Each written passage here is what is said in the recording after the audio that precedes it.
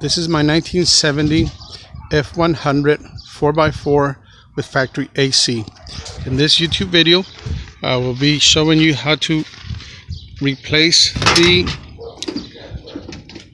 gas gauge and not the gas gauge, but the printed circuit board that controls the gas gauge, temperature gauge, and all the other gauges here inside my truck. Okay, I have bought a new sending unit, fuel tank sending unit, and it's not responding.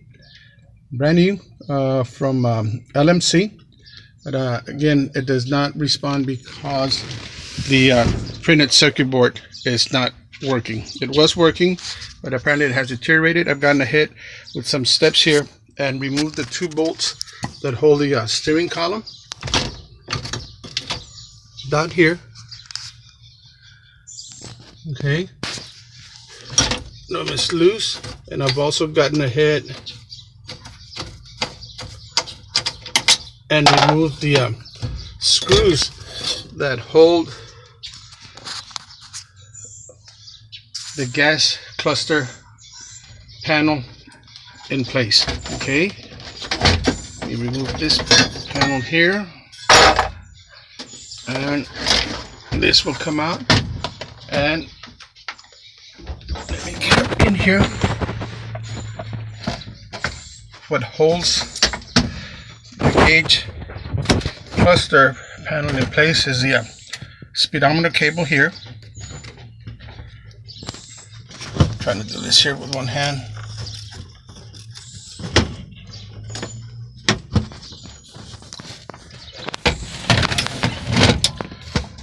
You can just remove it here carefully, and then this is what the wiring harness that connects from the truck into the actual printed circuit board. Okay, and as you can see, the circuit board is a bit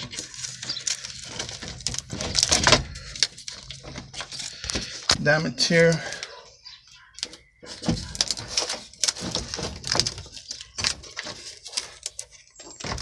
Trouble here removing the gauge. There we go. Has these squeeze tabs here, one on each side, then it'll come off, and that's what holds all of this panel here in place.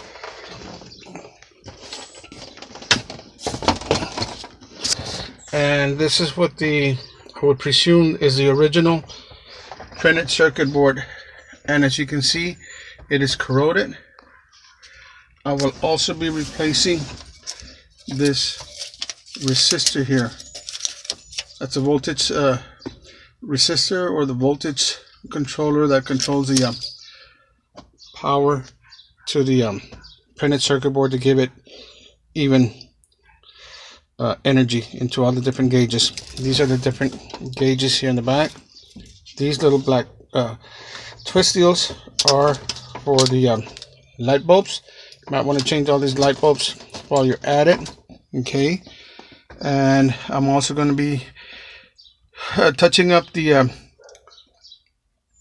gauge needles and also the blinker lights. They're faded. When they're blinking, they're white. And again, I'll be showing you that as well.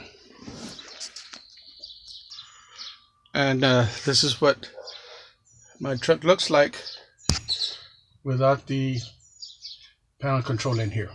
Okay, I'll be posting another video on reupholstering the dash that I took off a couple of weeks ago.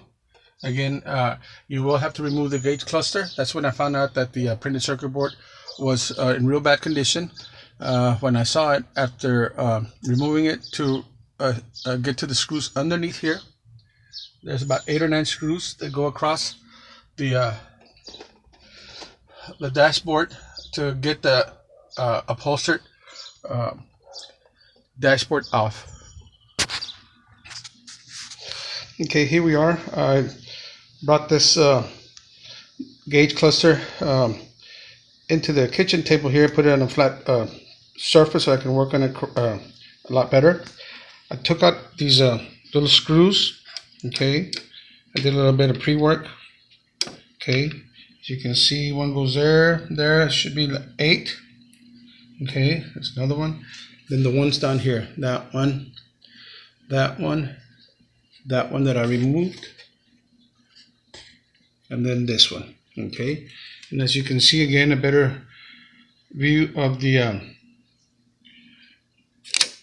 printed circuit board. It's all corroded. This is where the gas fuel gauge is at. Okay, and this is where it makes contact with the wiring harness. As you can see,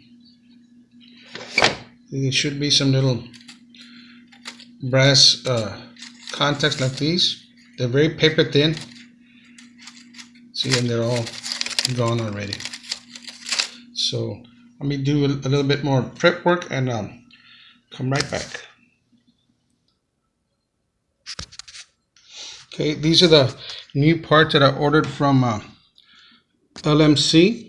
As you can see, it's a voltage stabilizer for the instrument, and then also you have to be careful on the circuit, a printed circuit that you order, because one of them it is with gauges, which is with mine, and there is another model that doesn't have any or not as many gauges. So mine is with gauges, and you can see the difference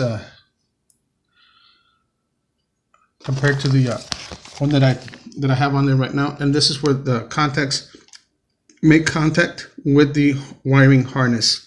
Okay, and this is part number. Wasn't too crazy about the freight.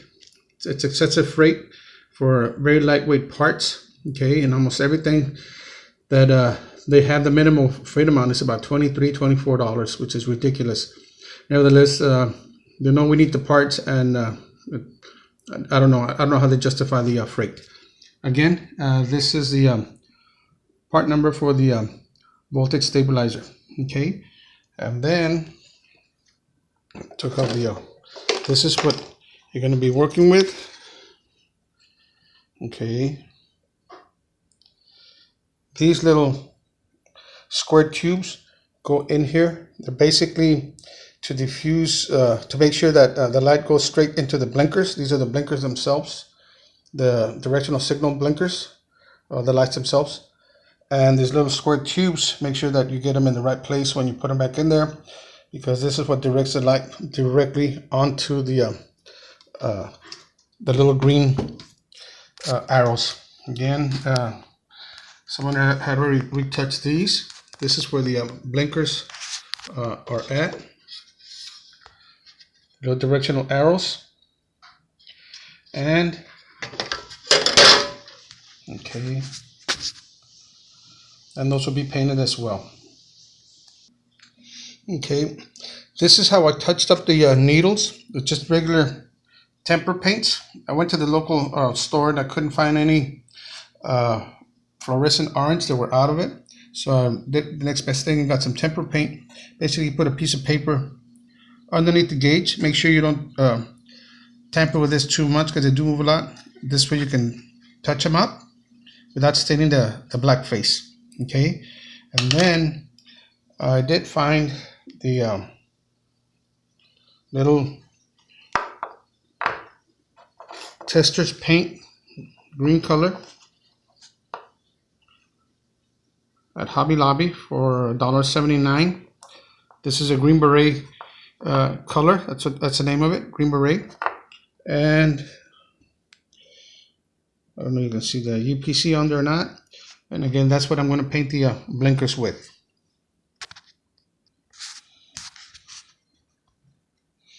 Okay, this little tester paint bottle does not come with a brush, so I had some extra brushes here. Again, it's going to take a couple of passes. The paint is not too thick, and it doesn't cover in the first coat, so I'll be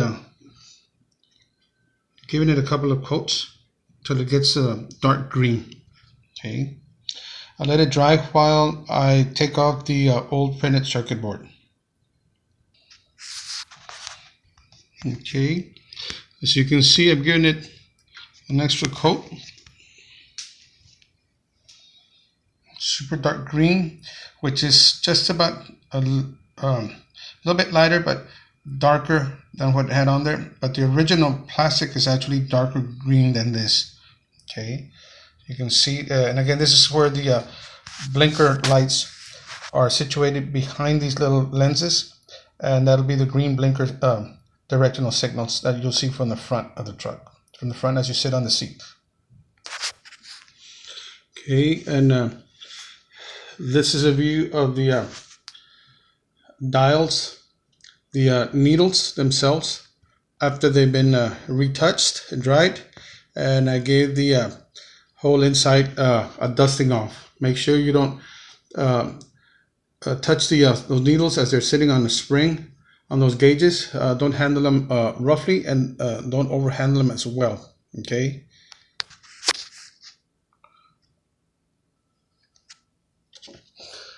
Okay, this right here, I'm taking off the little indicator lamps. This is what they look like.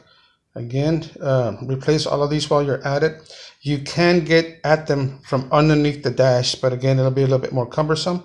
So if you have a chance, replace them while you're at it. This is where the that voltage, let me see here, regulator sits at. Okay, it's one bolt holding it, but you'll see in a little while, in a few minutes, how, let me see here.